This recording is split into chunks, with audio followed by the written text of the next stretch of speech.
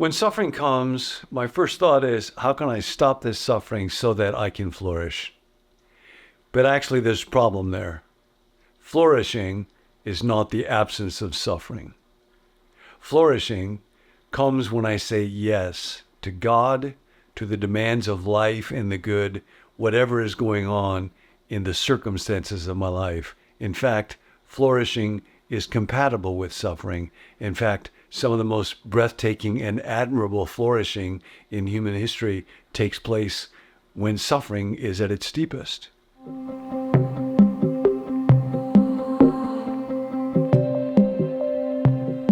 There was recently what's called the Zon Conference in Korea, and one of the speakers there is a social scientist, lives in a part of the world where being a Christian means tremendous persecution. He talked about how by the year 2030, there will be 9 billion people on the planet, and 3 billion of them will self-identify as Christian. We hear a lot in the West where we live about the difficulties the church is facing and that faith is facing. But actually, the church worldwide is doing amazingly well. Here's part of what he said. The church is doing great where it's suffering, where it's persecuted. It's having the greatest problems where its life involves the least amount of suffering. So I want to distinguish as we think about life in the fellowship of the withered hand, where we experience the pain and the reality of our brokenness, our inadequacy, our sin, disappointments. I want to think about two different forms of suffering. One of them comes from the outside. Something happens that I don't like. There is a loss. There's the death of somebody that I love, the end of a marriage or relationship, a dream doesn't turn out well, I lose my job. There's the outside part of it, but then there's an internal component to it. And the most common producer of internal suffering is what is sometimes called rumination. And that's where I think in an obsessive, compulsive, almost addictive way, thoughts that lead me in the wrong direction. Now, I got to be open to grief. If I have suffered a great loss, then I will have to go through the mourning process with that. So I'm not talking about avoiding grief, but a very different track to be on is when my mind begins to ruminate. And then I start heading in a direction that is not going to be constructive. The signature calling card of rumination is it leads to negative, unhealthy outcomes in my life. When I begin to ruminate on something, then I am subject of self-pity or resentment, or I catastrophize, or I think in ways that are kind of irrational. And I want to give you a couple of lines when that voice of rumination comes. I was talking to a friend who was caring for a 3.5-year-old in his life, and they're going to drive someplace, and he was buckling this little 3.5-year-old girl into her car seat. And he said, now we got to buckle this stuff in. And her immediate response was, don't talk to me like that. And he said, well, I have to tell you this stuff because you have to get buckled. And she said, I'm not available to you right now. And apparently, he found out later on, she learned that line from her mom. It's amazing when we say things to our kids and we think what they're learning is what we want them to learn, but actually they're watching us, they're figuring out how do we get what we want and how can they get that for themselves. So what she learned was, what I can say to somebody is, I'm not available to you right now.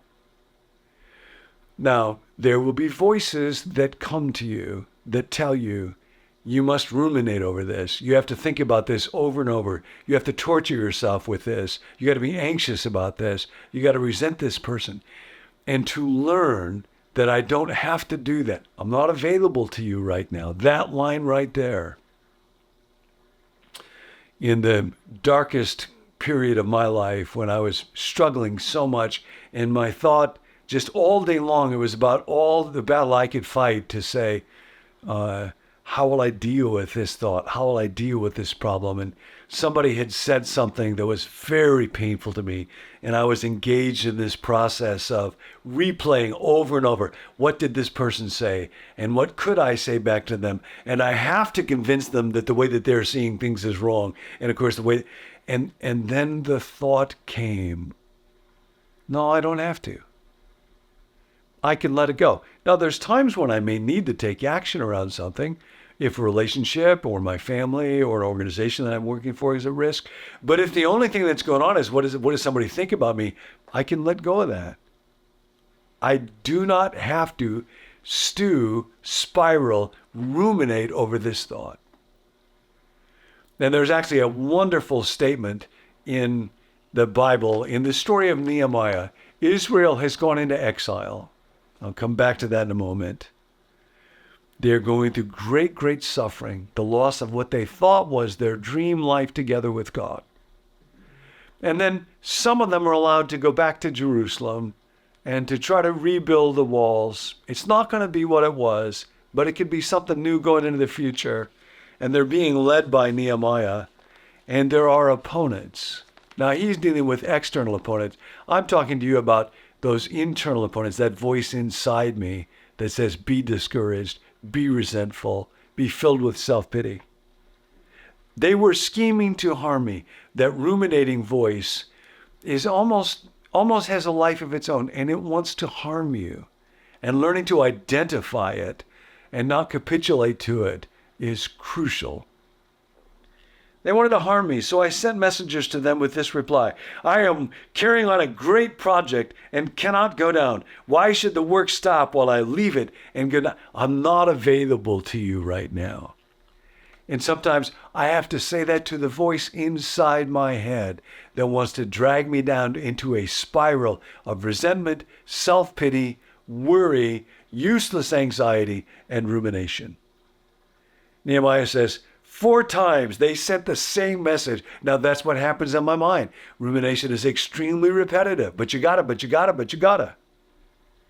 And finally, the 5th time, Nehemiah says, nothing like what you are saying is happening. You are just making it up out of your head. These are the voices. This is the voice inside my mind that is my enemy. They were all trying to frighten us, thinking their hands will get too weak for their work and it will not be completed. Nehemiah says, but I prayed. Now strengthen my hands.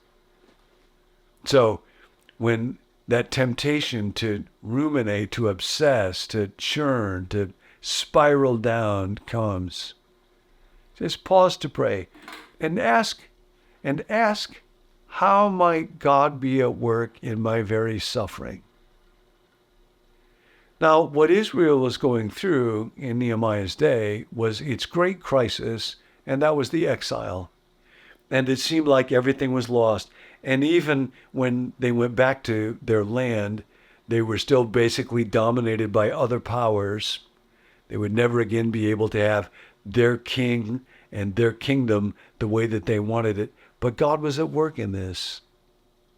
And part of what was happening during those centuries of the exile was they were learning how to attach to God and hold on to their identity and their mission to be a blessing to the whole world when they were losing external government and power and wealth and things that they thought they needed. But actually the way that God wanted to bless the world through them was very, very different and much more powerful than those things.